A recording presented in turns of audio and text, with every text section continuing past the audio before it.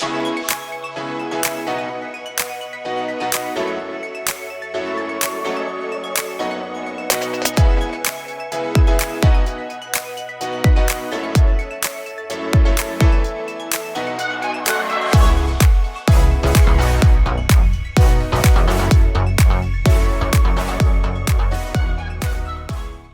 just start with a wee bit of background about who you are, your how you got into the hobby, your journey through the Who is your daddy and what does he do?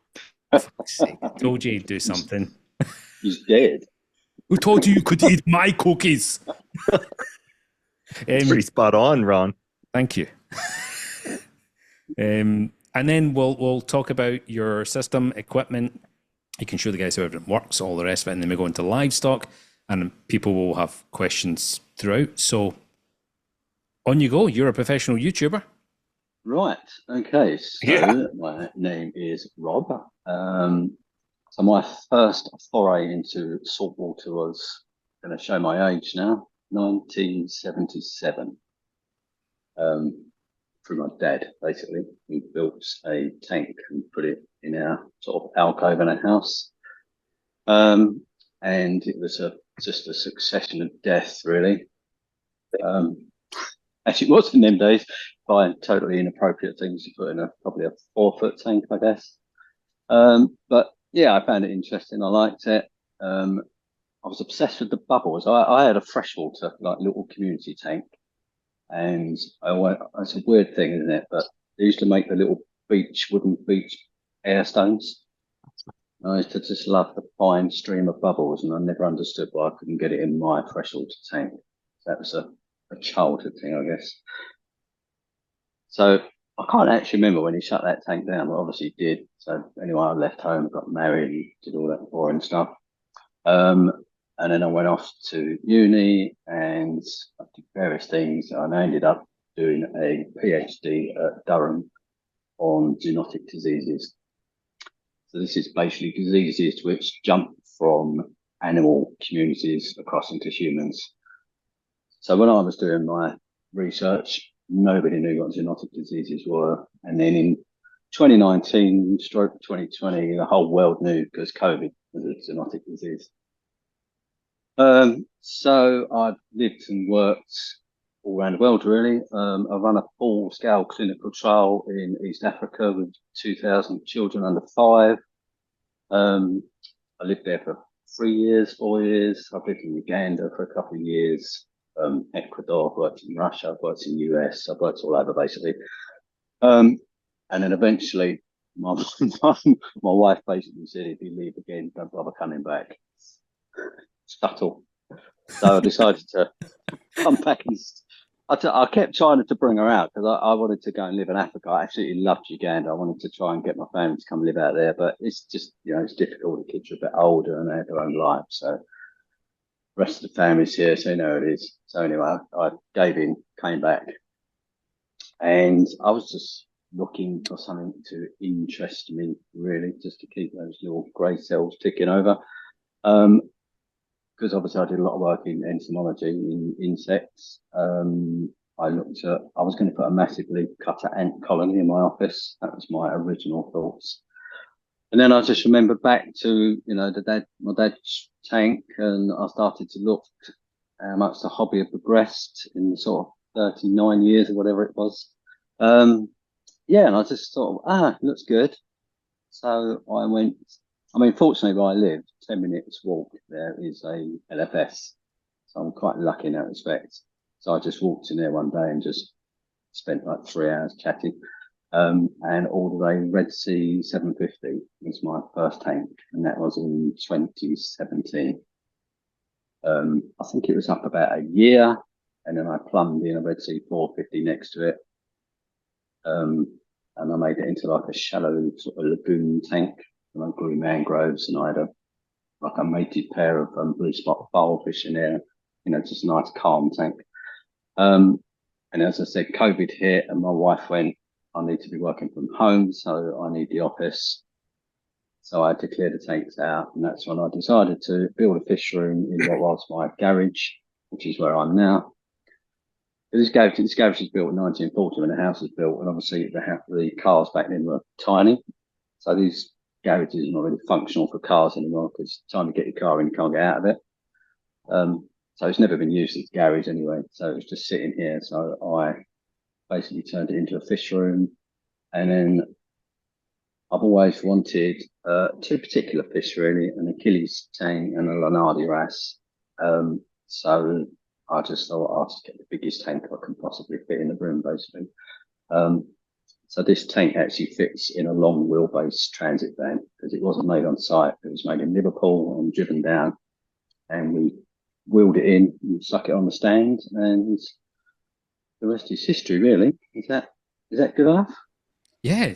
What are the dimensions of the tank, Rob? Because it looks fucking monstrous. It's like 1 trillion inches. I don't know.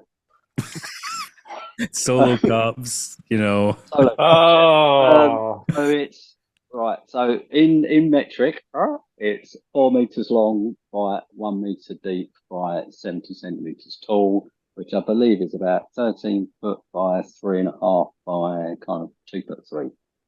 That is absolutely huge. Now, I'm assuming it's glass. It is glass. I looked into getting a glass system for our cafe, and the biggest anybody I spoke to would make was 10 feet. That is huge. How thick's the glass? Okay. Aquariums for Life, which are based up in Preston, I think it's outside of Liverpool. Okay. Yeah, so I went and visited their kind of manufacturing factory, and I asked what the biggest pane of glass is that you can buy as a single unit. And I think it was 4 meters. So I just went, that's what I'll do then. So it's just the height. The height makes a big difference. If you start to go higher, then you have to go thicker. This is 15 mil glass, but it's double based and it's obviously braced all across the top. But if I wanted to go originally I wanted to go 1 meter by 1 meter, so 1 meter higher, and the price has just got insane, really, the 19 mil glass. So, and I didn't want acrylic because I knew I just is it any kind of low iron glass or like the Starfire, whatever the different brand names are? The front panel, I think the front panel is low iron glass. I think the front and the one end is because I can go down that end and look down 13 foot, so I made that low iron as well. But obviously the back and the other end didn't matter. So yeah, it's an absolute whopper.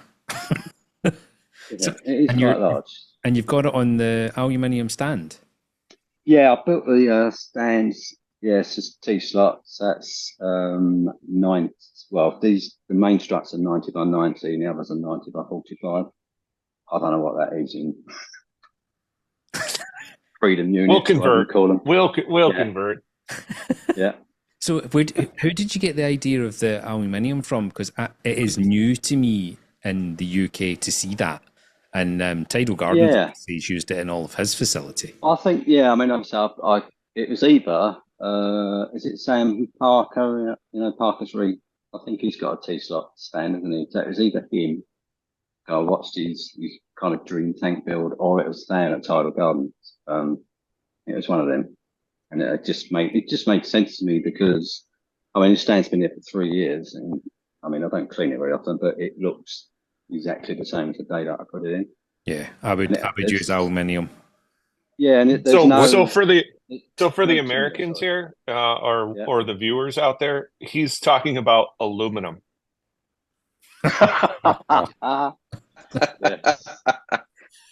What how tall is the stand? I'm trying to visualize, what the bottom of the tank and the top of the tank is. So the stand's short. So the stand is, I think the stand's 650, 700. So it's the same as the tank. So what's that, 2'3"? So it's quite a short stand. So the tank sits quite short, so that when I stand up, I can actually see over the top. I like that you've put some thought into maintenance and just be able to look after it. That's what I do in my systems now as well. Yeah, because it's like anything, and if it becomes a pain in the ass, basically you won't do it. Eventually, you start all keen, but 3-4 years in, if it's a pain, you just start dodging things. So I've tried to make it as easy. It's the reason I put all the lights. You know, I can take all the lights up and out of the way when I want to work on across the top of the tank and stuff. It just makes it easier. Do you want to take us through your equipment, maybe like from the very start, and what you bought, and then things you've added on? Shall I turn the camera around? Do you remember how to do that? Because last time you fucking hung up. Right, so I will. Let's turn that around. Hey. Right, you still see, yes? Yep. Yeah. See my stupid dog. Okay, sitting there sulky. See, he's got his ball there. Saying, "Why are you not playing with me?" Wait. Right. Yeah. Okay. Right. So before I go down, All right. this garage. Is there a subfloor underneath the tank? Yeah. So I was just this about to is say, already incredible. This is the front of my house. This end. So that's kind of level with my house. And then years ago, the guy who owned this house originally, he dug out a third of the garage floor. And he used to reverse his boat in and work on the prop. So rather than be laying on the floor, he dug it out so that he could just walk down and work on it. So it's worked out perfectly for me. So I filled this piece of floor in. I've just put the timber floor back in. There was some 1/4-inch steel plate here originally. And then this wall where you see this little door was not here at all. It was just all open. So I filled all this in. And I put all this timber floor in. And then I turned this into like a little sump room. So just through there outside are two ICBs, so 2,000 litres of salt water that I can mix up. I mix it up out there, and then I can pump it back up into the fish room using a pump, just a normal, through this 32mm. Everything's going to be metric, guys. I'm sorry. You don't have to go any further. This is fucking cool. Right. Yeah, you've stunned. You've left a room full of smartasses and silence. Right. So that is a Royal Exclusive Sump. So the reason I bought that particular sump is because I wanted that filter fleece. So that's probably, I don't know, 18 inches. It's 385mm width for that fleece. And it handles all of the water coming out of that tank. So everything that drains from the tank goes through the filter fleece. I mean, it's quite a small sump, really, because that's the entirety of the sump, really. So it's only 240 litres, that sump. So the water goes through the filter fleece, comes through. I've got some max spec blocks in there. I've got a sulfur reactor and bio balls. And then I asked Royal Exclusive to modify the sump. So at the end, there's two 50mm bulkheads. And then my returns come out the back. You can just kind of see them there, and they drop down. And then each one goes into a Biz A200. So each one of those does the returns to what each end of the tank. So one does the nearer end, one does the further end. These are just non-return valves, just to stop the water dropping when I turn the pumps off, and then they just go up and back up to the tank, basically. And that's all in 40mm. And then I've got another a Biz A400 sitting in there, and that comes up. It powers the reactor. It powers this, or sends water to this little kind of overflow tank, which is a mess. This is acrylic. I've absolutely scratched it to pieces trying to clean it. Was there bird shit on it? Yeah, well, yeah, that gives you an indication of what I'm like about. The reason it's scratched because I haven't got the patience, and I use just my magnet that I use on the big tank, on the glass one, and I'll just whack it in there, and it's absolutely destroyed it. But look at, I mean, the thing of acrylic, it's just, look at the coralline. It just absolutely covers everything. It's a nightmare. Yeah, so that's that. So it's my little overflow tank with just some LPS stuff in there, and then it also goes off and does my skimmer, which is external, and my UV sterilizers. So that acrylic tank, Rob, is that acrylic tank plumbed into the main system? Sorry. Yeah. So as it comes up, so there's that's the Biz down in there. So you can see it comes up. So it's kind of splits off. So one bit goes around to this reactor, and then that little pipe there goes to this tank, and then another one goes, this one here in front of me goes up and feeds my skimmer and my UVs, and then they all drop down back into the corner over there, into the bulkhead for the return into the sump. This is awesome. That's that side, and then So do you run yeah, those? right. So when you pump up the stairs, Yeah. it then doesn't go through the skimmer and UV into the tank. It goes back down No, it does go into back down. the sump, It does. and then okay. Yeah, it's not perfect. I know. Yeah, I know what you're saying. No, 'Cause some of it will recirculate, but I run the UVs. They're very slow flow. It only does like a 1 tank turnover an hour. Because it's not for water clarity. It's just a precaution for Rick, really, because I've got 17 tanks in the tank. Yeah, so I could have pumped it the other way, but it's just easier this way. The other thing I've got down here is a full 3 kilowatt battery backup unit. Nice. So basically, everything you've just seen in this room, so all of the return pumps, the feed for the skimmer itself, the heaters, should they come on, but they rarely do, is all powered by this unit. So if my power goes out, I've still got all return pumps running, I've still got my skimmer running, still got my UVs running. It's just because I very, very, touch wood, rarely get power cuts where I am. But I just thought, for the amount of money I've invested, it seems a bit stupid just to not cover it. So I think it was like £1,200 when so it wasn't, in the grand scheme of things, it wasn't excessively expensive. So that's that, and then next to it is. I don't want to get too far into the weeds, but what kind of batteries are those? These are gel batteries, so they are good for 7 years, I think they say. So I have solar on my home, and I like the idea of battery storage, but when I start looking at different systems, I start thinking about fire. It's like so these are sealed gel batteries, so there's I don't literally do anything with them, so they're completely sealed. So they're not like the old lead acid ones. I mean, obviously nowadays you can get the lithium potassium batteries, but they're just insanely expensive. And if I've got regular power cuts, I'd probably maybe more inclined to invest in it. But I think since I've had this tank up, I've had 1 power cut that lasted about 30 seconds. And that's all I've had. Have you done any tests? Do you know how long that will? It should last about 24 hours, like to max. And obviously I can extend that because that's just a kind of blanket coverage, everything down there. I wouldn't technically, if I did have a long power cut, and I was here, obviously, I could come in and just turn. I don't need heaters to run really, and if I just kept it down to right, I would just have the Abyss pumps running. I'd probably get 36 or even more hours out of it.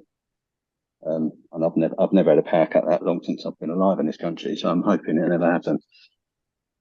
But I've actually just had a quote for solar, so I may install some panels as well in the next few months.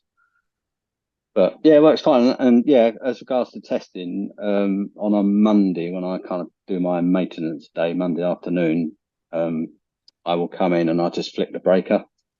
And I just run it from the batteries. I'm out here for like 3 or 4 hours.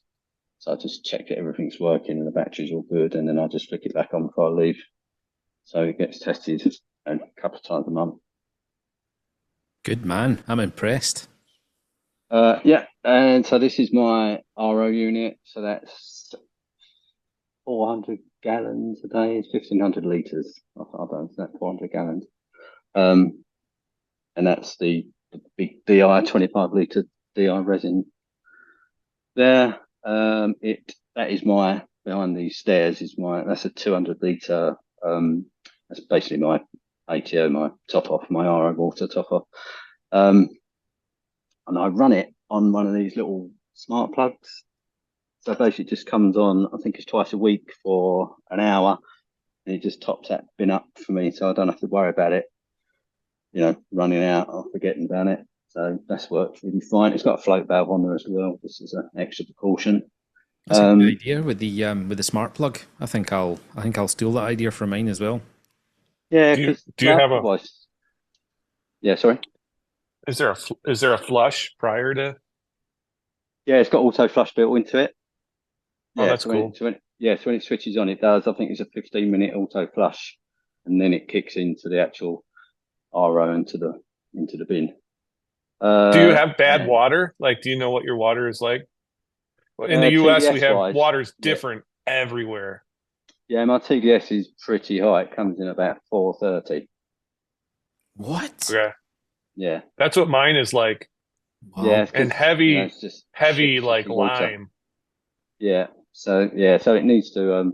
Yeah, it's a good unit. So it's got a double membrane and it's pumped. And I'll probably go through 25 litres of that DI resin every 6 months, maybe. What about chlorine? You have chlorine, Ron? Do you guys have chlorine over there in Yeah, your we have water? chlorine. Yeah, We got chloramine here chloramine. maybe Yeah. 5 years ago, which I then had to install another carbon block prior to my RO units just to strip out the worst of it. It did change things a little bit, but my TDS is 40 on a bad day. Wow. On a bad day. Yeah. It's all the peat. So are you on Yeah. wells out there, or is it city supply? No. Yeah, I'm on a city supply. Same for you, Ron. Yeah, I don't know anyone who has a well. No, it's very rare, isn't it? Yeah. No, Yeah, I don't. well, duh for you, Ron, if it has chloramines. Yeah. Yeah. So yeah, and also that in the corner is my calc stirrer, basically. So it's just easier to I pull the water straight out of the RO drum beneath it, and I've got a little Ecotech Versa there, which just drives that, and then that just drips sort of along that long tube, and then basically just drips into the corner of the. You can see that right over the back. Bit of a mess, but yeah, it just drips into there. No, trust me, Rob, it's not a mess. I actually really like how everything's laid out and accessible. That is the dream right there. It's nice that I haven't got to crouch down, so on my knees to do work in the sump and stuff. It does make it a lot easier.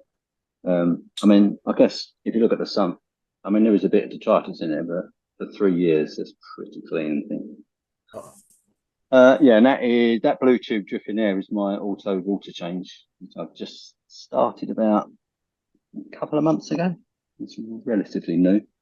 I think that's it for down here. What's in that? I missed. What did you say you were running in that reactor? What one? The one right in the middle of your sump. There's bio pellets in the big one, and then the other smaller one with the yellow is the sulfur reactor. Sulfur. Yes, it's a denitrifier. Rob, so this auxiliary tank right here that you just have no shot. Yeah. Do you have it just set up as like a frag tank? Or what's the purpose of that? It's a kind of spillover tank because you can see. Is that showing up? It's going to be blue as hell, I'd imagine. Yeah, it's just basically all the corals that don't like the flow in the main tank. Okay. Because I've had that scolly for years, and he was just sulking up there. And because I haven't got any sand as well, they kept getting blown along the bottom of the tank. And then a lot of them are Lanardi wrasse just flipping over to try and search underneath. So they were coming and they'd be upside down and squashing in the corner of the tank. So what's the fish that's trying to get out to smash you in the face, Rob? This is like, feed me. That is a saffron goby. Yeah, looks angry. And there's a and there's a little tamarin wrasse.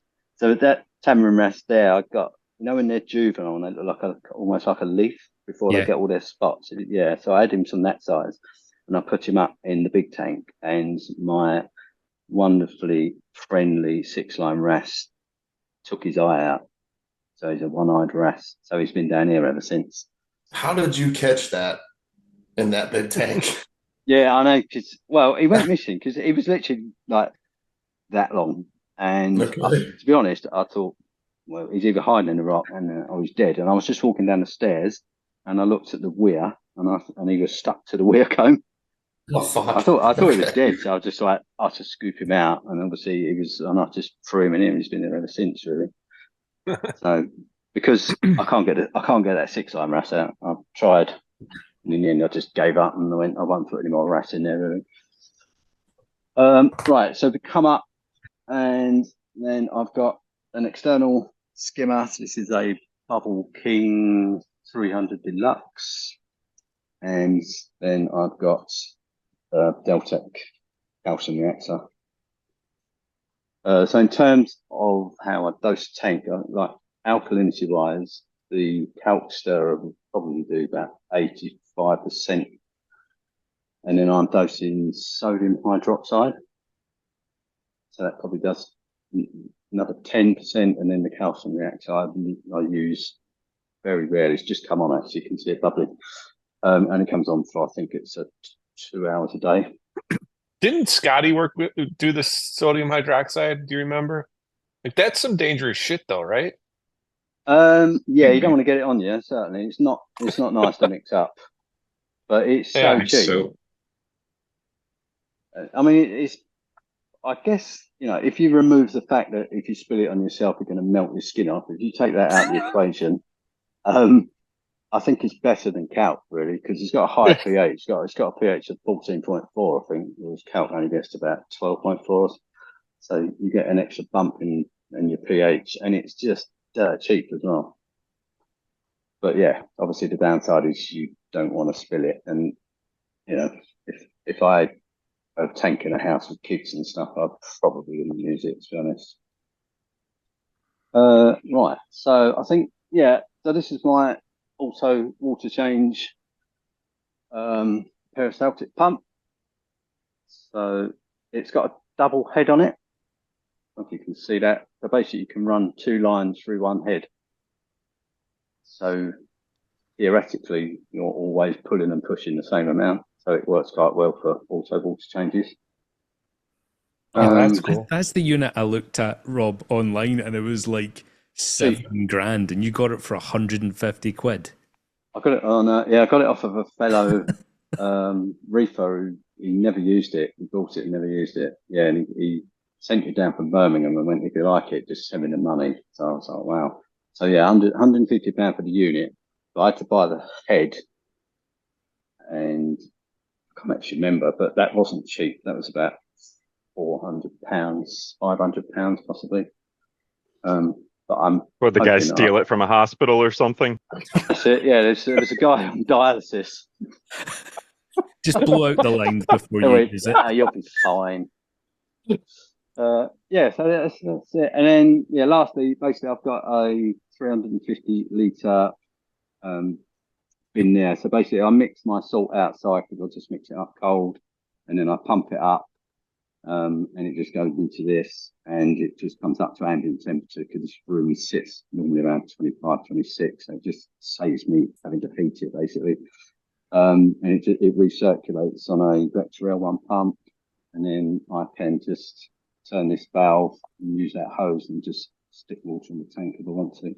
So yeah, you've got 2 1,000 litre IBCs just outside your garage, which unfortunately, when you leave, we lose connection. Yeah, I didn't want to risk it. So yeah, I mean, it's just everyone knows what an IBC looks like. It's just a big container. With those being outside, is there any risk of freezing, or do you keep the water circulating? Well, when I say out, they're in a building, but they're just outside of the fish room. Yeah. So they're not exposed. Yeah, so they're fine. But I mean, obviously in the winter, the water's probably like 8-10 degrees, so it's pretty cold.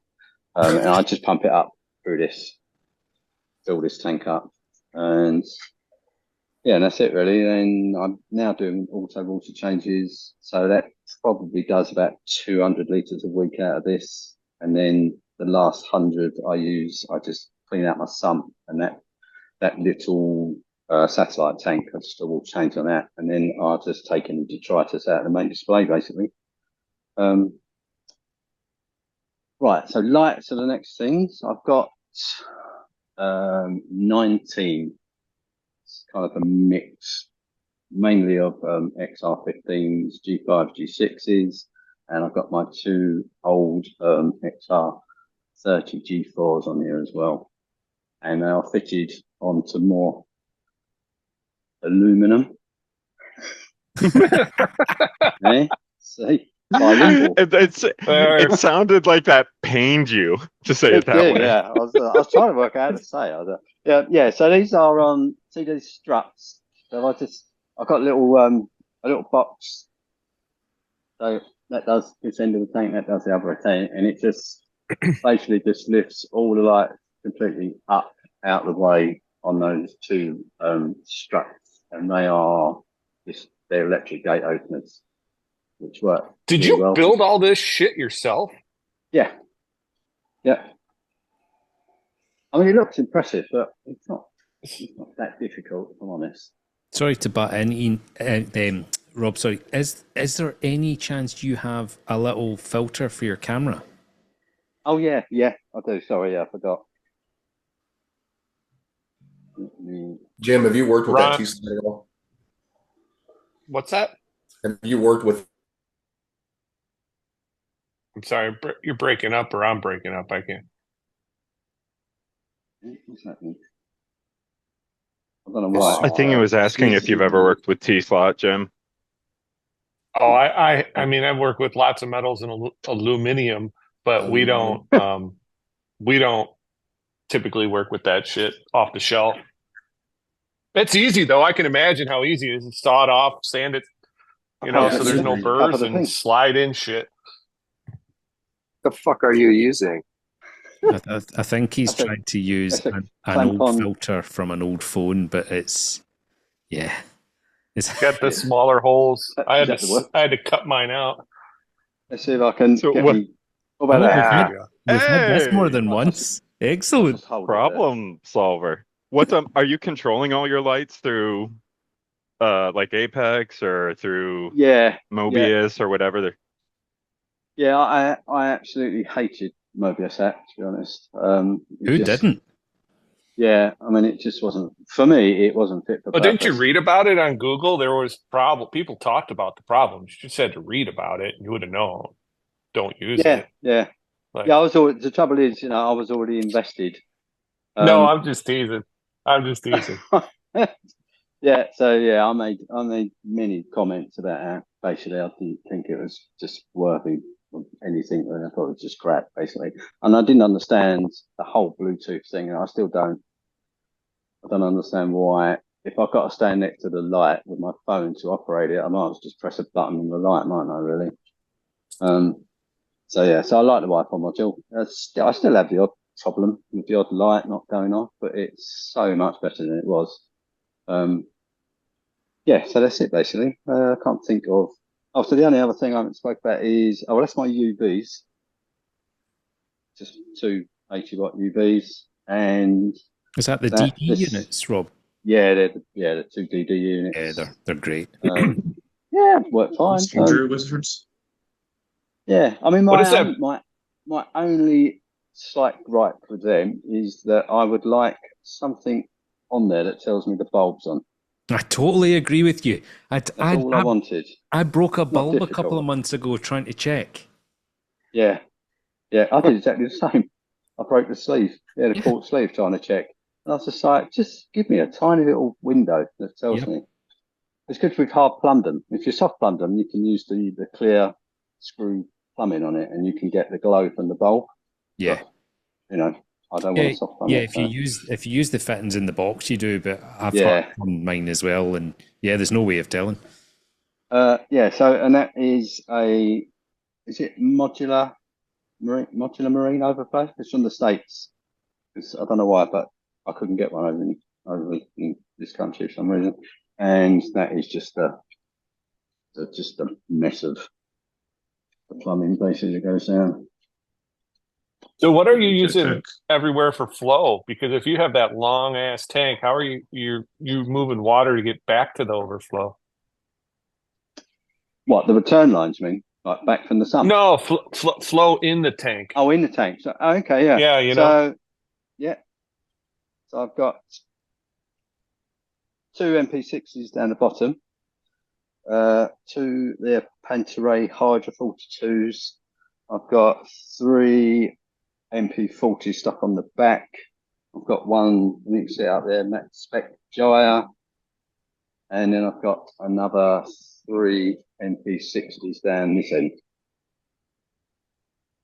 Yeah, so basically I've got 5 MP60s, 3 MP40s, 2 Pantarays, and 1 Max Spec Jaya. Fuck. So, See that view just when you were at the end of the tank there looking along, that just puts it into perspective. yeah, so How long a sheet of glass that is. The water's probably not as clear as it could be, but can you see that all right? Right. I mean, obviously, I wouldn't be able to see fish. if it wasn't for 17 fucking tanks. Yeah, I was going Yeah, to say, the tanks that's 'cause are- I think Those this is tanks are feeding fucking time. huge. What, Yeah, I've expecting- never seen an expecting some Achilles fish. tang that big. what kind of Yeah, wrasse? he's a stunning fish, that Achilles. Yeah, he's lovely. So, And there's yeah, a to be fly fair, in I've there. not seen him. What? Sorry. One rouse. He's to the right. Well, he was on the right-hand side of the screen. Yeah, that one right there, right in the middle, swimming away. Ooh, it's so beautiful. Yeah. So that's, What is? So that's my Lenardi wrasse. Oh, Lenardi. Okay. Yeah. So yeah, I mean, she's a beaut. She jumped out, hit me in the chest about 2 weeks ago. Gets very excited at feeding time. Yeah, so that's that guy down there is a Dustamari wrasse, Gem Tang, Achilles Tang, Freckle Face Tang, Naso Tang, Convict Tang, 2 Regal Tangs, 3 Yellow Tangs, Sulhole Tang, Mustard Tang. That guy there, he looks like a turd, really. But he was, that's a chevron tank. He was absolutely stunning when I bought him, but unfortunately, I mean, there's got a kind of marble pattern to him, but you know, the other tanks have outdone him really. Clam is And that? whitetail coal tang. I think that's about it for tangs. Sorry, say again, Zach. What did you ask? What type of clam to your right is That that? is a Durasa. So there's one okay. good one there, and there's this weird one here. So I don't know why, but I've had that probably 4 years, and he grows like asymmetrically. So I can't sit him up like that clam, because the other side is kind of skewed. So he just kind of lays on his side like that. And then just, I don't see it very well. In there's a tiny little Maxima clam sitting on the rock. Yeah. You see that? Yeah. Yeah. Yeah. So, you know, I mean, coral wise, there's nothing fancy really. That's obviously a big Hollywood stunner. I think Does that's that give you hope problems? What, just by the sheer growth, you mean? No, I ripped mine out because it just killed everything close to it. The sweepers it puts out is just it's a mean to be fucking fair, coral. Yeah, it is a mean coral. And if you look at the back, there, get out of the way, fish. There's a dead frag because the sweep temples come up and killed it. So I need to chisel it back down, to be honest. Yeah, but I like it. So I will just keep hacking bits off of it, I guess. Yeah. So So yeah, I mean, what do you worry about? What do you worry about other like all the stuff you're taking care of with your elk and pH, but what about trace? I saw you had like tubes coming out of big jugs down in your fish room. Yeah. So so I dose obviously the sodium hydroxide, I dose the calc, and then sometimes I dose calcium, like at the moment I'm dosing I just mix my own. I also mix my own mag if I need it. And the only thing I dose, which is like proprietary stuff that I buy, is trace elements from Tropic Marine. I dose the A and the K, which is what you probably saw downstairs. I just buy the 5 litre drums of it.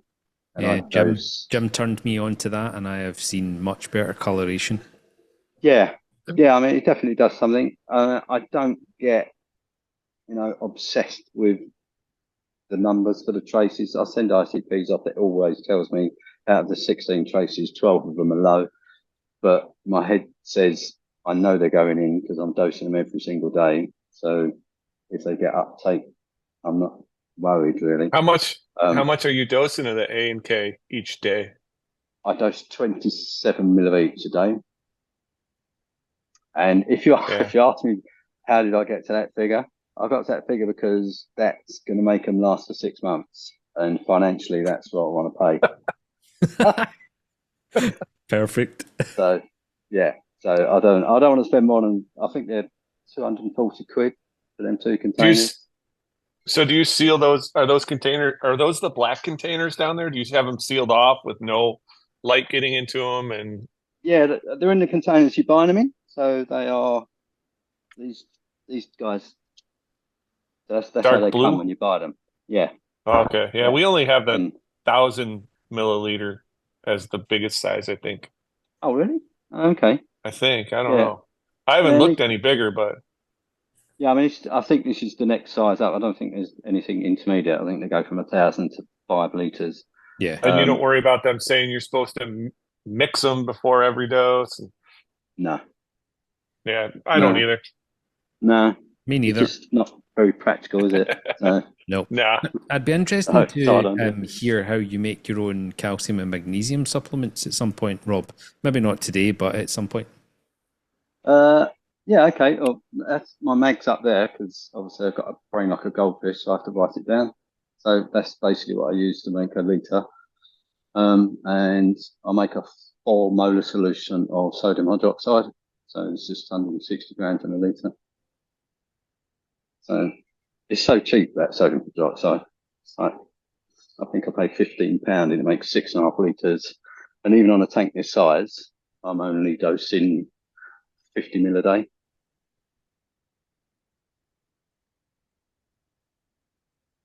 So you have that sulfur reactor. Did you have issues with nitrates? Well, no, not really. I mean, my phosphates run at about 0.1 because I dose. I mean, this is a pretty appalling setup, to be honest. But see that going into the head of my skimmer. So this is dosing lanthanum chloride. So that is what I'm using for my phosphate control. So I keep my phosphate about 0.1, between 0.1 and 0.15, somewhere around there. My nitrates were about 30. But the idea of the nitrate reactor is it's more to do with just, how can I put this? This is my thinking. It could be completely wrong, but this is my thinking, is using the pellets is feeding bacteria, which basically you use to take the nitrates down. But they also consume oxygen to do it because they're aerobic. And so they're also making the water slightly acidic because they're giving off carbon dioxide as part of that process. So I want to know if I switch to the anaerobic bacteria and a nitrate or a desulfur reactor, and I do away with the pellets, whether I would get better pH just by doing that simple change, just by basically I'm using just different bacteria to do the same job, but maybe the side effects would be advantageous. So that's that makes sense. What's your parameters set at normally then, Rob, like for your big 3 and pH and things like that? My pH, it sits around the low of about 8.1 and it goes up to 8.3, but that's this time of year in the summer. So I can have, I mean, because this room is completely enclosed, there's no windows or anything. So the only open sort of door is down there. And obviously in the winter that's shut. So in the winter, it was getting down to about, I think it got down to nearly 7.7 at one point.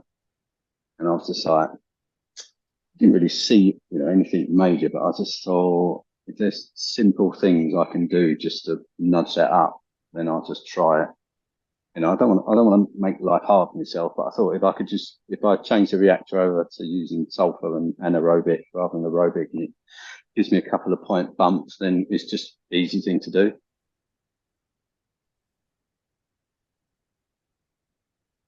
And what about the others? Like, what do you measure your alk, mag, calcium? Yeah, I've got a Trident.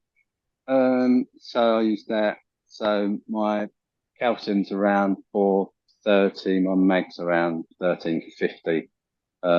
Yeah, so pretty normal range of numbers really.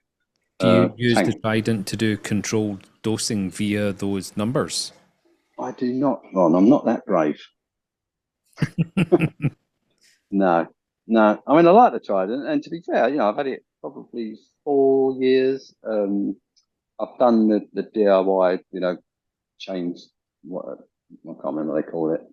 The When you get reagent? get your finger out of shot. Oof. No, when you change the pump head inside the manifold, Yeah, the wee refresh and kit. you get the new curvette. Yeah, so I've done all that, and yeah, I mean it's been rock steady to be honest. I mean, I like their stuff. I don't like paying for it, but I do like it.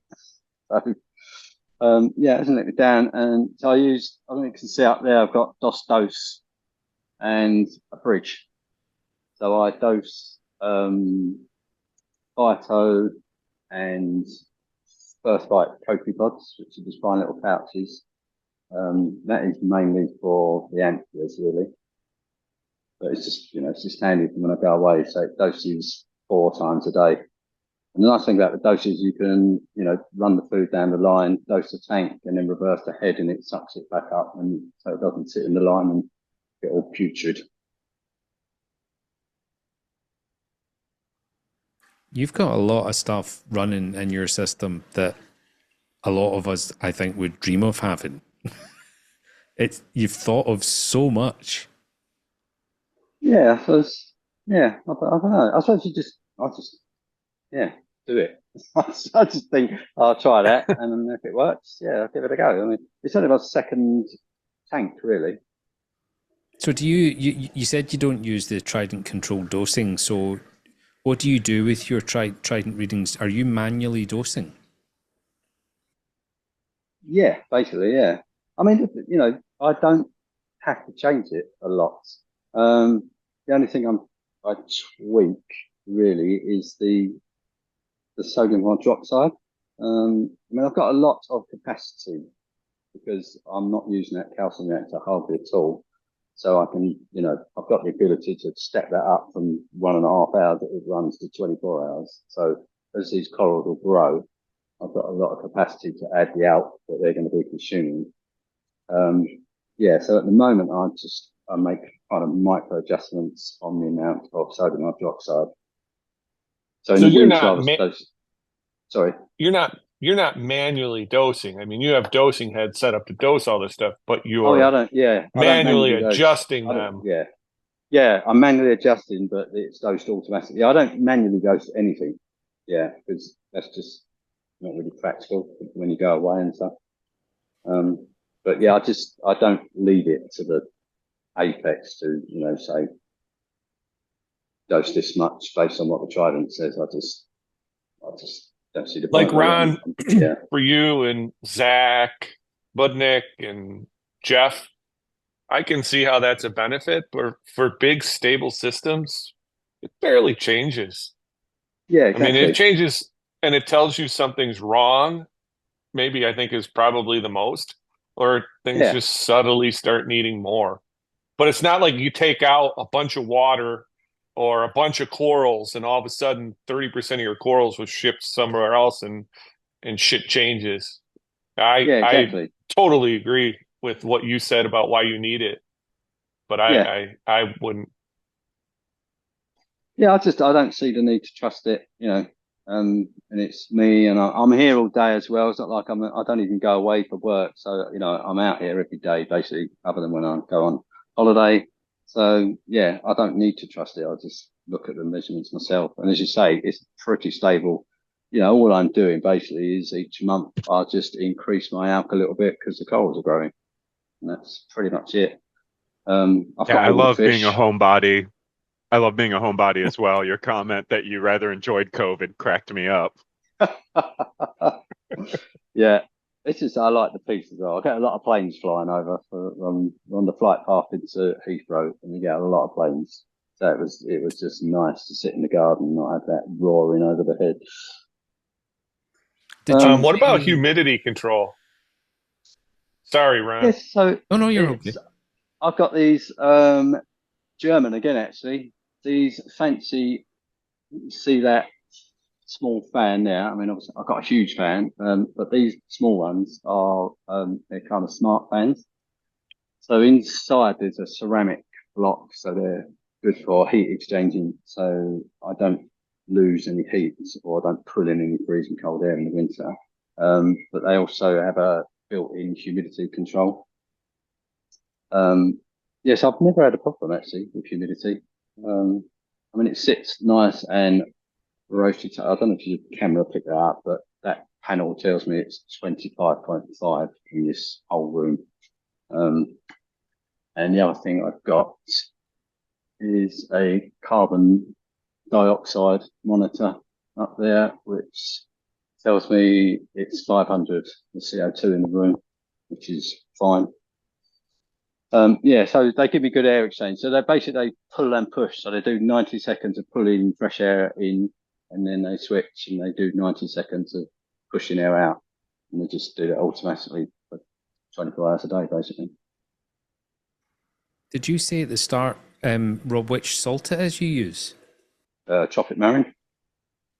Is it the pro reef or the pro Tropic Marine Pro? Yeah. So it's easy because I put 1,000 litres in an IBC and then I chuck in 2 boxes of the 20 kilos, and that's it. And it brings me up to 35 basically. And then to measure salinity, I went through every. Can I just remove this for a minute? Because yeah, of course. Yeah. And it's giving me cramp. Right, thumb's killing me. Yeah, so I went through everything and I ended up using the Tropic Marine hydrometer. So it's just simple, it works perfectly. I keep my water at 25, which is what they're set to. So I just drop it in the drum, I drop it in the IBC if it's summer and it's reasonably warm, or I drop it in that little tank downstairs. So I'll turn this camera back now. Turn around, hold on. There we go. There we go. I thought, shit, I'm going to cut you off. All right. Yeah. Let's put that down. Right. Is that an urchin? Because it looks about the same size as your head. Yes, that is a big boy urchin, isn't it? Yeah, I've had that for about 5, 6 years. Where is he? Oh, yes, there, yeah. There's a few mouthfuls in that. I mean, he's so big, he knocks those Pantaray powerheads, he knocks them off the tank. He just bulldozes his way through. So, yeah, he can be a bit annoying at times, but does a good job though. So, yeah, he does. Actually, while I'm here, I don't know what I've done with it. I was going to feed the fish. I don't know what I've done with the food. What do you feed? Frozen mainly. So I buy it. I don't know if you get it in the States. I buy a First Bite. Do you know? Have you heard of that? No. No. Yeah. So they just do a mix. They do a veggie feast, which I feed. It's got nori and stuff in it. And then I just feed like calanus for the antheas, and mysis. Obviously, is probably the bulk. And then I feed 2 sheets of nori, just green nori, every day. Do you worry about the corals? The corals? Do you feed them too? Oh, sorry. No, I don't. No, I'm just trying to think if I ever. I mean, I feed phyto, right, out that fridge, but yeah, other than that, no, I don't. No, I don't feed anything for the corals really. So you're disappearing off to the Maldives in what, less than a week? So yeah, next Thursday. Yeah, complicated system, right?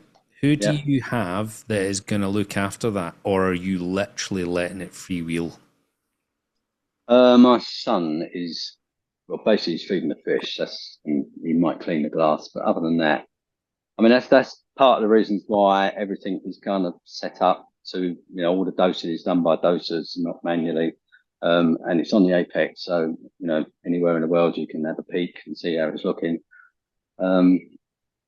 Yeah, so it looks complicated, but basically you feed the fish, and I'm only going away for 10 days, so I don't see any problems really. Do you have spare equipment on hand just in case anything goes down? Well, part of the reason that I run, the reason I invested basically in things like Abyss return pumps is because they shouldn't let me down. I'd be very upset if they did. And I've got 2 of them. So, and the return lines can be linked together as well. So even though they run separately, so one Abyss runs to that end of the tank and the other Abyss runs to this end of the tank. But should one of them break, or when I service them, I clean them, I can just connect the 2 lines together. So one pump can do both ends of the tank. It's just, I've just plumbed it. It's just a simple valve I can turn and connect them. And then I can take one pump off and work on it, or just run the tank on one pump should I need to. Yeah, so just things like that, really. Now, you said you don't actually have to, the majority of the year, you don't actually have to heat that tank. So no. Do you have heaters at all? I do, actually. Yeah, and probably maybe January, February, they will kick in at night, maybe 2 or 3 hours. I've got 3 heaters. So I've got one on a Inkbird, one on a D&D, and like the last backup is plugged directly into the Apex power bar. But yeah, I mean, most of the time I'm cooling this room rather than heating it. Because there's, as I said, even though they're LEDs, there's 19 lights. They do a 12-hour cycle. So it gets warm, basically. So do you have any actual active cooling in there? So do you have aircon? Yes, I've got a mobile aircon unit, and just sits down the end and vents straight out. It's one of the things I'm thinking. I mean, this is how wrong I got when I built it. I was obsessed with heating it. I don't know why, but my brain kept going, it's going to be cold. It's going to be cold. Because obviously when I started in here, it was just a brick garage with an exposed pitch roof, and it used to be freezing in the winter. So all the walls have got 100 mil insulation on. Obviously, I blocked all the windows that were in here, and I put these are I'm pointing up. Oh, you can see it actually. See that there's a big white panel up on the wall. So that is an infrared heater. So it heats surfaces and then radiates heat into the room. So they're probably about the cheapest way to heat if you're going to use electricity. So I bought those panels, and they've never ever come on because I've never had to use them. So literally all they do is tell me how warm the room is, and they never come on.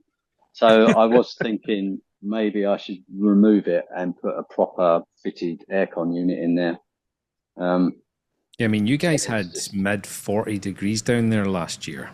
Yeah, that is fucking hot.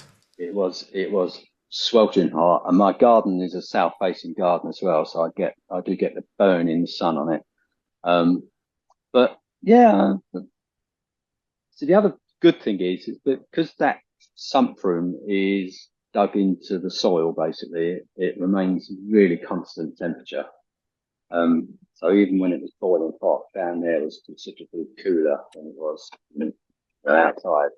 And so the little portable aircon unit, kept the room fine. It's just the cost of running them. That's the thing with all this stuff. Just paying for it. You really lucked out with the fact that guy dug that garage out. I mean, to me, it looks like you designed it. I know, yeah, it's worked out perfectly, really good. One of the things that bugged me about my red sea tank in my office is just crawling around on my knees, getting into the sun, taking the skimmer head off, and salt creep, and and so I just went, I'm never doing that again. If I can design a tank, I do not want to have to get on my knees to service any part of it, really. So that's just up on a little stand. So it's a couple of feet off the floor, but it makes a world of difference. Yeah. So audio seems to have dropped a little bit. I don't know why. Is anyone else hearing the the drop in audio?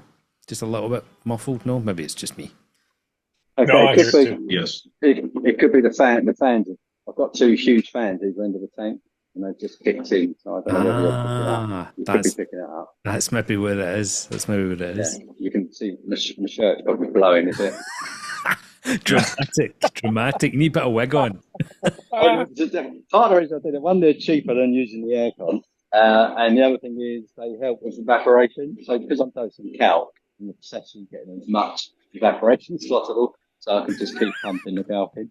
So I'm at 22 litres a day at the moment.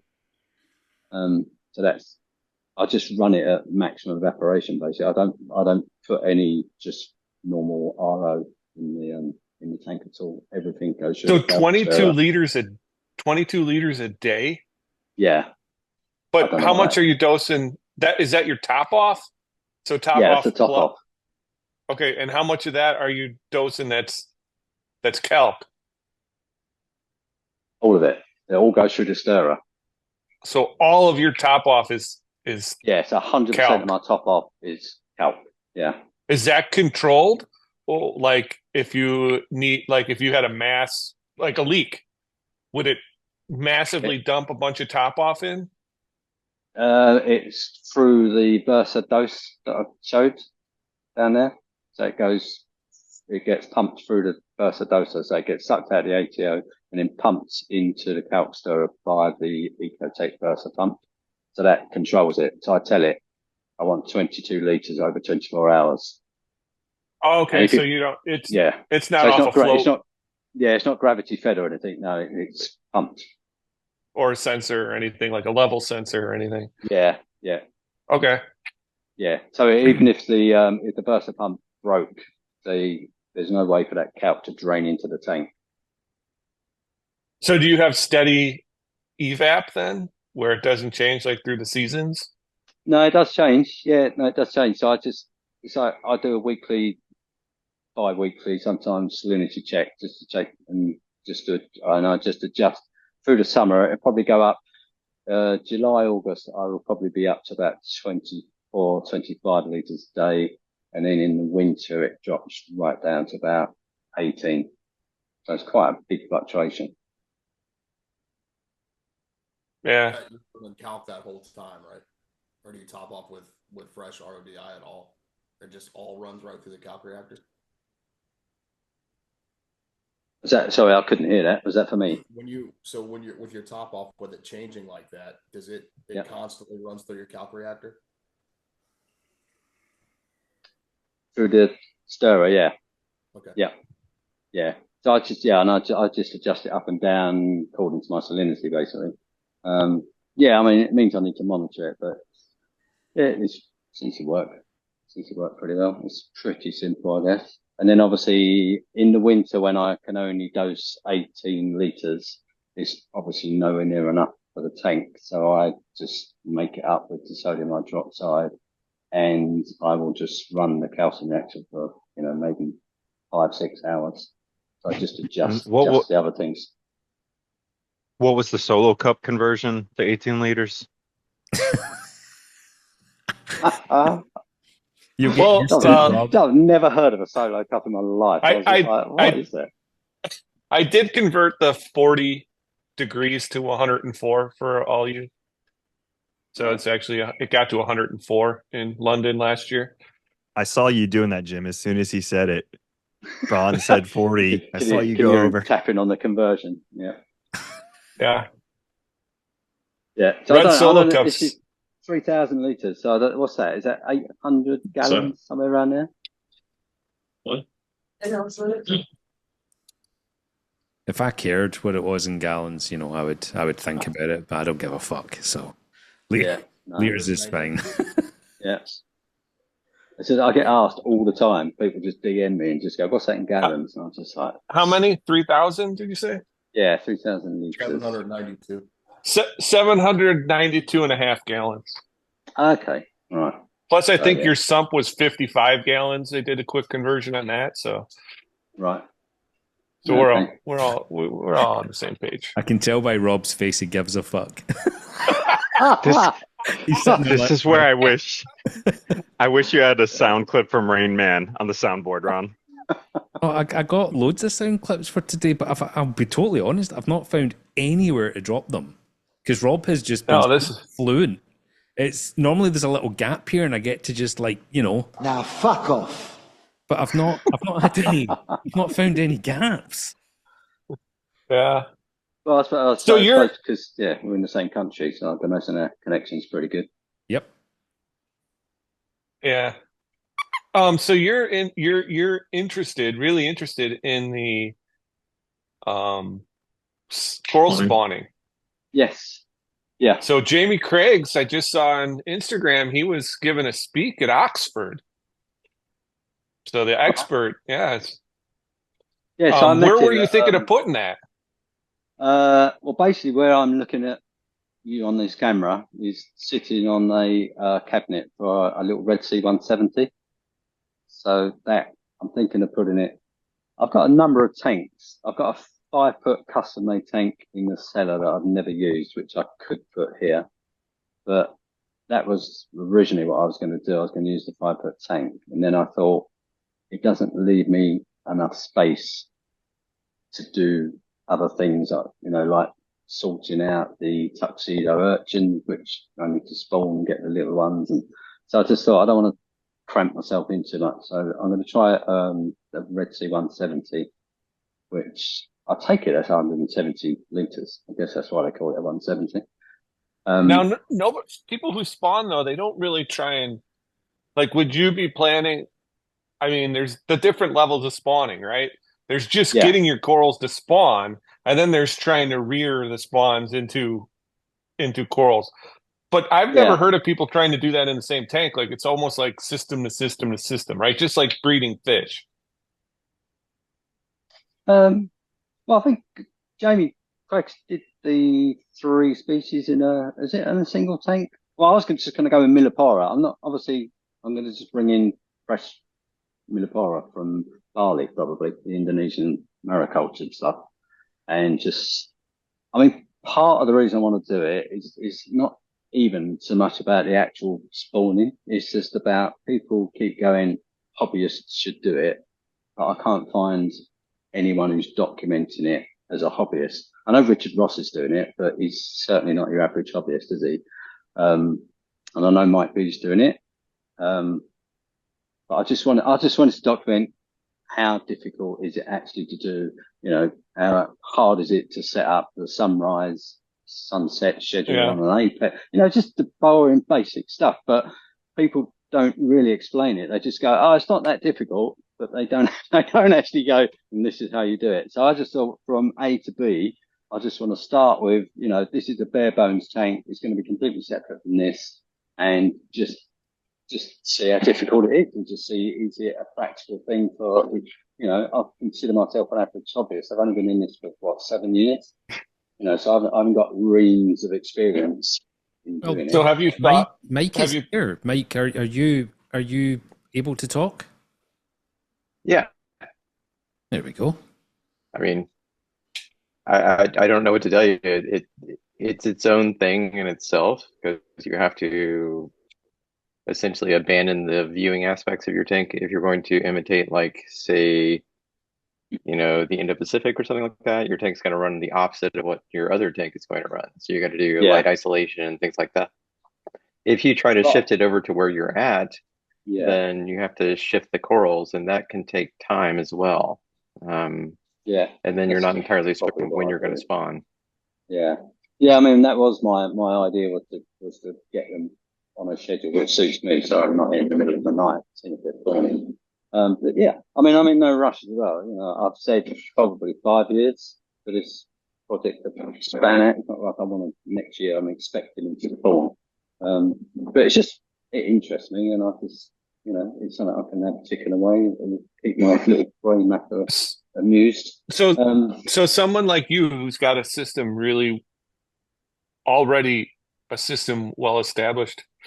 Have you ever thought about just like a moon cycle and a light cycle on your existing tank that suits your time frame, and just letting it roll at that and see what happens is that's what you've got already running? Yeah, I did think that. Because I know, I think Sanjay was trying it, wasn't he? But now I understand he's changing the temperature as well. Yeah, I just. No, I'm just saying it because how hard would it be for you to put a moonlight on that tank? No, it wouldn't And just be like, fuck it. Like, yeah. it's just running. Like, it's not going to change anything. If it spawns, it spawns. Yeah, I know what you're saying. It's just, I don't know whether I want all of the spawn dumped into the tank. I don't know. I don't know what the repercussions would be. I don't know if we get a massive nutrient spike. I don't know. Yeah, I don't know. Well, didn't Unorthodox Reef his spawned like crazy, didn't it? Yeah, that wasn't planned though, was it? Was that not just something that just happened? No, I think he just runs moonlights. He has a light schedule. I don't know if he runs a temperature schedule, but his shit just spawned, and it's a really established, good-looking reef tank that just spawned. I mean, it's quite possible that is more common than we think, but obviously if they're spawning at night, most people just won't see it, will they? Because as far as I'm aware, I know Richard Ross said that when you see the spawn, he gets no peak or trough in his AWP or anything, so he has no way of measuring, unless you're physically there to see it, that a spawning has happened. I'm with you, Rob. If I ever give it a try, I'll be using a specific system for it.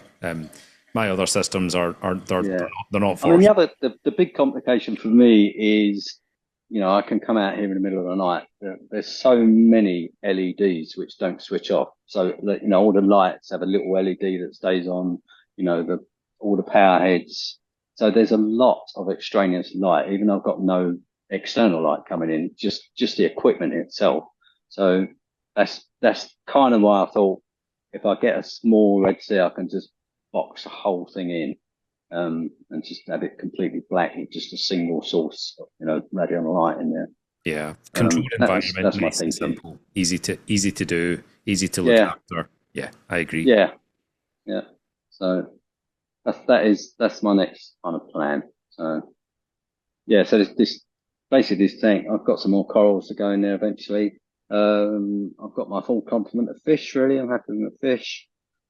So I'm just enjoying this now. Really, and it's a funny hobby. you try to just relax and enjoy it. A lot of the time, it's completely stressful.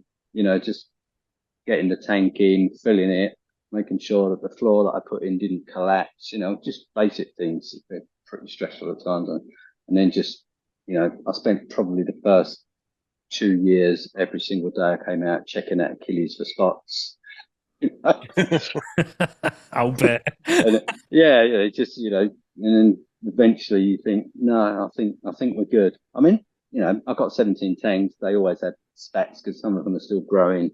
I think actually that Samara tank would probably be the biggest tank in the tank eventually, but I can't ever see that soul hole not being the boss. But some days I come out and there are some lumps out of them, but overall, as you can tell, they're pretty chilled. But yeah, it's just, you have to just sometimes just sit back and go, I'm meant to be enjoying this. Yeah, I think sadly that is definitely the minority of the time in this hobby, is getting a chance to sit down with a glass of beer or something and just actually watch what's going on in the tank. Yeah. It starts, the hobby starts to control you. There's no rational person in this hobby.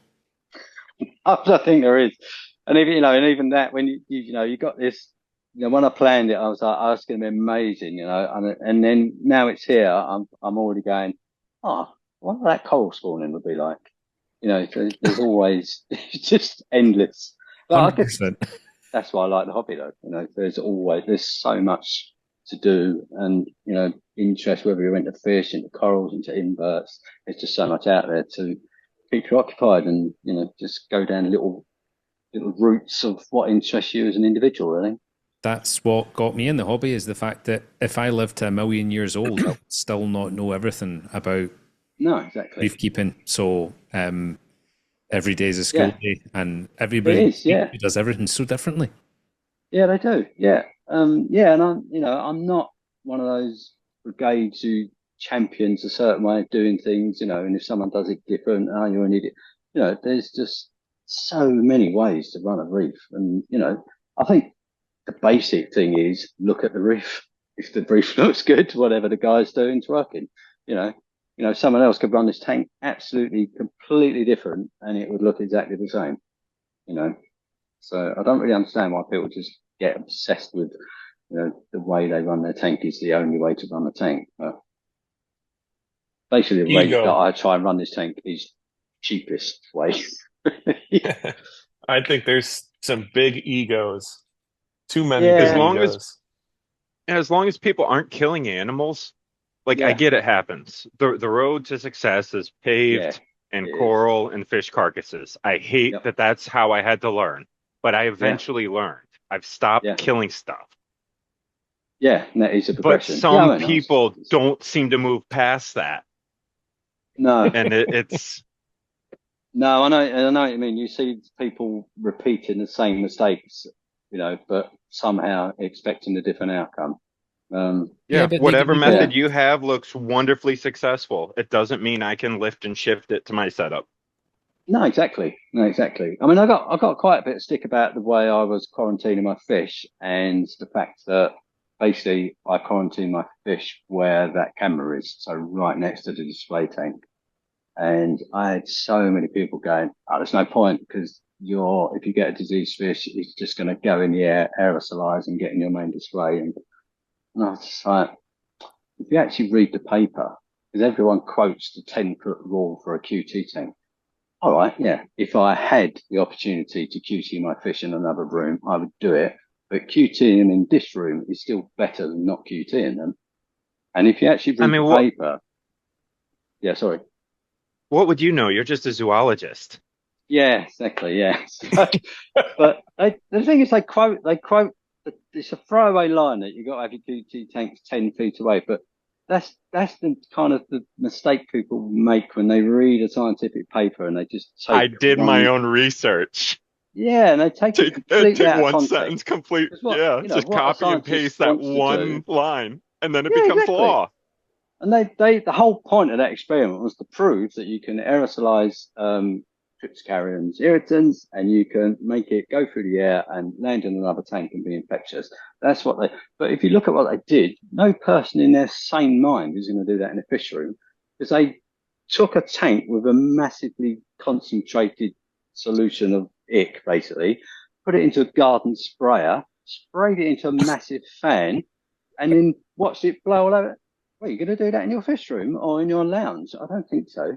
But the trouble is, people just go, there's no point shooting in the fish. Fans are on. Blowing everywhere.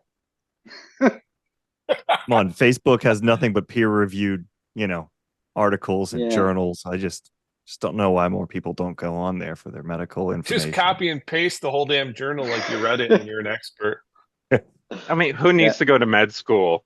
It's exactly. right there on the internet. Dr. Google to the rescue. That's it. I mean, Sharon, when she comes from drinking the kids from school, is quite good at taking the appendix out. Dr. Ronald McDonald, PhD. I just want to say in the subject of people killing things and repeating it. Unfortunately, there's a thing going on at the moment on the internet that you go on a certain forum or a group chat or something like that, and you say, "Oh, I've killed all these fish."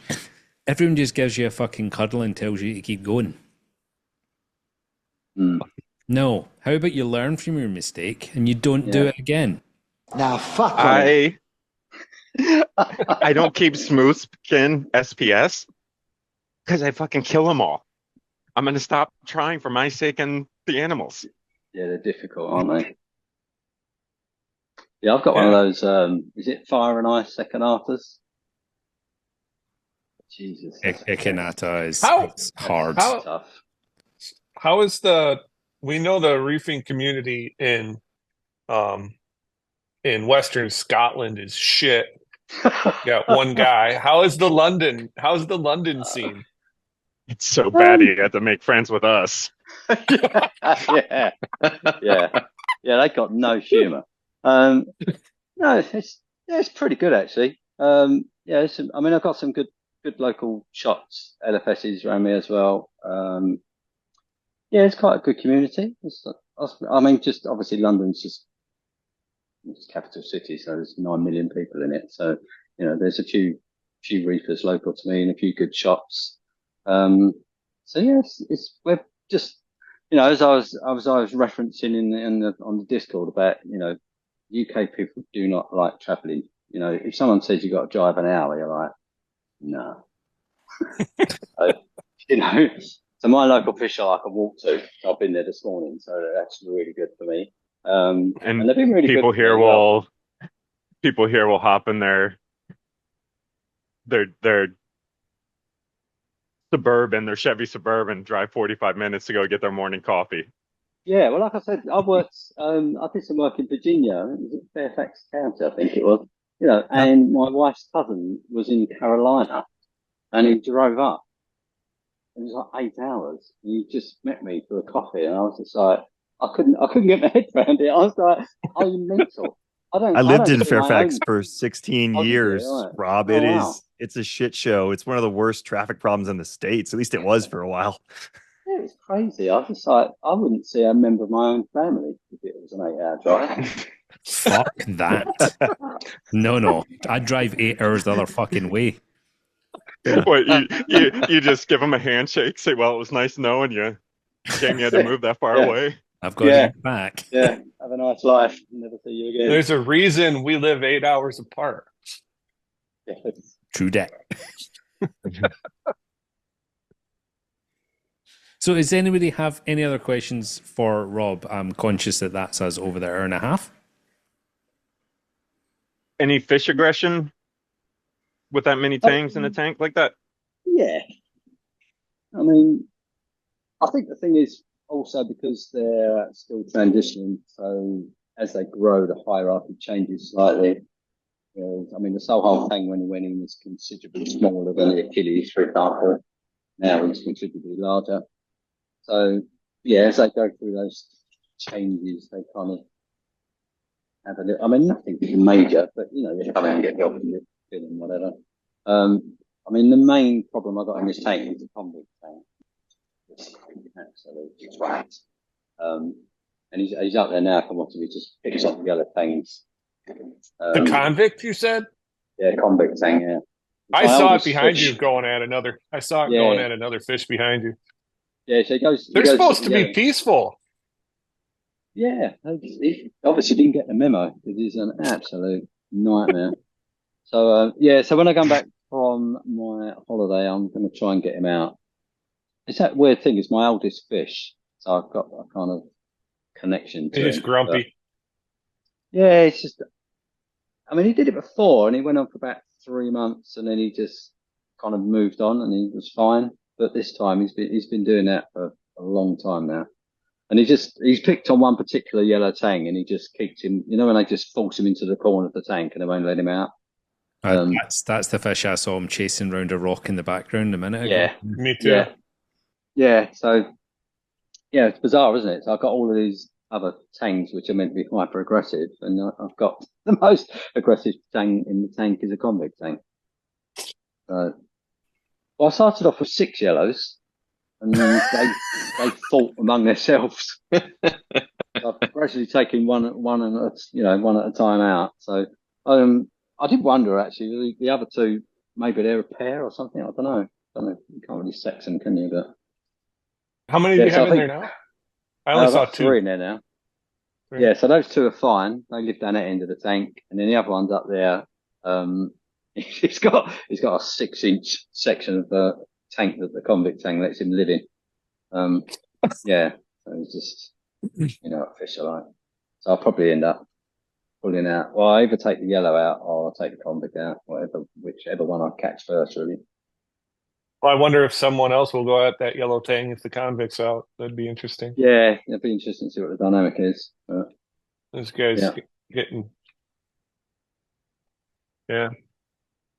What about, you said the 6-line wrasse is a little bastard. It is, yeah. Well, I mean, he's He's fine as long as I don't put any other rats in the tank. Yeah. So I mean, I've got an Iridis wrasse, cleaner wrasse, and then an Ardi wrasse. I think that's it for wrasse, and obviously the 6 line. Have you had any infestations or problems with anything that you've had to deal with? Flatworms or parasitic copepods or any of that kind of shit? No, I've had just the your average Actasia, which is why I put the copper band in, and Vermitids, which the Nardiras actually demolished. To be honest, yes, that's it really. So nothing, nothing too worrisome really. But I did QT. I mean, when I started, I QT'd. Yeah, so when I started the tank, that's all dry rock. So there was no live rock. It's not really available to us anyway, but that's all D&D dry rock. So I was expecting a really long, painful first year with this tank, to be honest, because everyone said, dry rock, bare bottom, no biodiversity. You're just going to have an endless cycle of shit. Dinos and cyano and green air algae and but I don't know if it's because I just went super slow. Because for the first year, all I added was, a couple of fish every 6 weeks or so. And I only had 6 lights over the tank. So I just gradually increased everything. So the number of lights and the number of fish. So it probably... It's a lot. It's a lot like what I did. Yeah, I just, I think you just don't need to rush when it's your second tank. You're not as eager as you are when you have your first one. But I think doing that way probably took a year longer than if I'd have, had a substantial amount of live rock. I think that's just how long it takes to get that biodiversity in a tank when you start from just a ground zero beginning. What about protocol when you get new coral? You have a dip system that you use, or? Yeah, I use potassium chloride. This is it called Prime? It's Polyp Lab, Yeah, like you guys primer. Prime, yeah. Yeah. You don't get like Bayer, or what is it? What do you use, Ron? What did you? Yeah, Bayer's the insecticide, isn't it? Yeah. It's just KCL granules I got on eBay. Cheap as chips. Yeah, and that's all the primer is. Yeah. It's just packaged up. KCL. You can buy a big 10-pound bag or whatever. What is that, Ron? 2.2 kilos. I don't give a fuck. A stone. It's just one stone. One stone, yeah. Let's not get started on the stones. Because I agree that is fucking stupid. The saloons, the coupes. Are we going down that rabbit hole again? A pube. No. Clownsfish hosting things, Ron? Fuck off. Yeah. That's clown hosting. Yeah. I feel like I'm going to get bored of using this one sound drop, but now fuck off. This is a one-trick pony. Yeah, I've got loads, but they're all a bit long. That's the problem. But Snatch is kind of a dialogue-driven movie. There's not a lot of one-liners. 100%. Because I think it's Rob. Rob, is it not about time you had a cup of tea? Go and put the kettle on. Oh, nice. Yeah, look. Coffee? Drip coffee? What's coffee?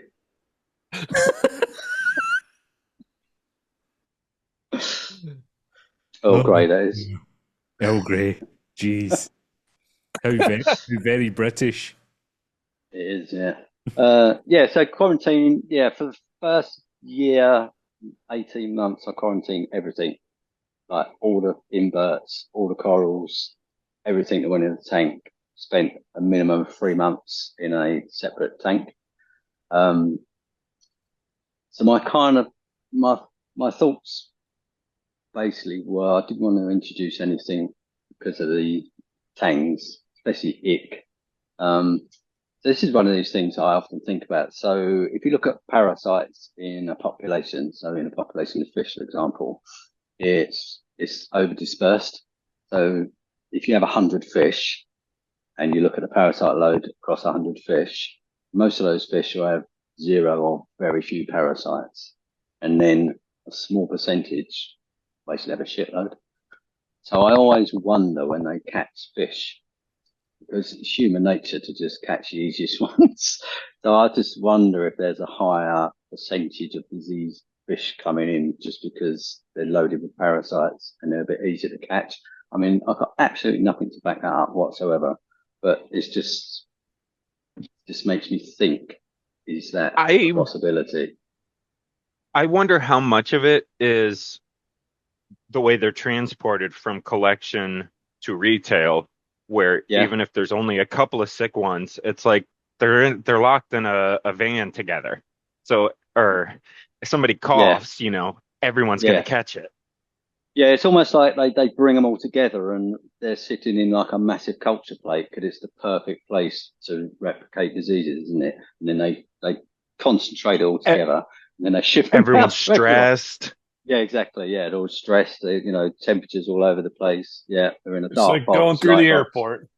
Yeah. Every time people go travel, they come home sick. Yeah.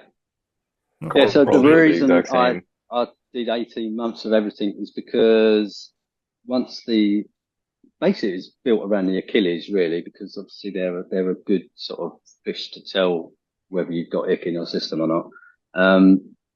And so I thought once he's well settled and he's been in there for a year and a half, and you know, he's got his own immune system. So one of the things about keeping Achilles is maybe if you have an Achilles that gets smothered in ick and dies, you're just unlucky that you picked up one that's not got the sort of innate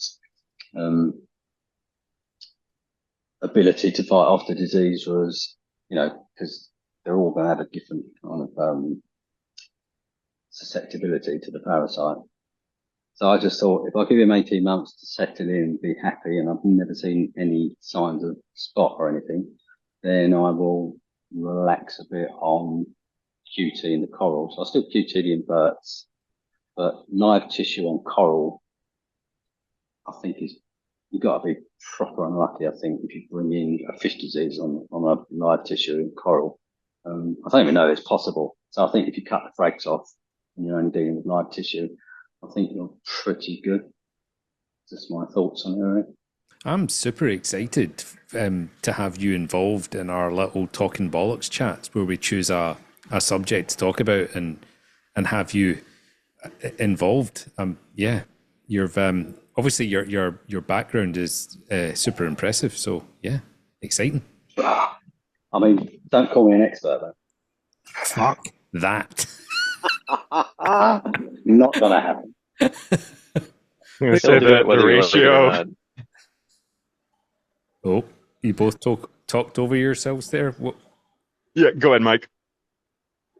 Oh, I said he'll call you an expert whether you like it or not. He does that to me constantly. Right. Yeah. You are a fucking I should have expert, double-bluffed Mike. that and insist. Call me an expert. I am not an expert. Yeah, I'm gonna get on my shirt. Mike is a sexpert. Expert. Yeah. Damn it, you beat Not me that to either. it, Ron. Yeah. Thank you. Yeah. I mean, the only advice I would give people is on cleaning cars.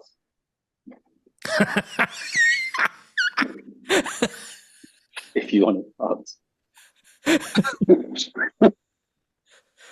New YouTube channel, Pelagic Scrubber. Yeah. So some things I'm good at, some things I'm really bad at. Well, listen, I just want to personally say thank you so much for giving us so much of your time today and showing us your system. It is absolutely incredible. So well done. I've enjoyed it. It's really, really nice. So unless anyone has any other questions, we can wrap it up there. Nope. Yeah, thanks for sharing. Awesome setup. Okay. Thanks. Thank you. Take care, man. Thanks. Yes. Thanks a lot, Rob. Thanks. Later, Bye-bye. Rob.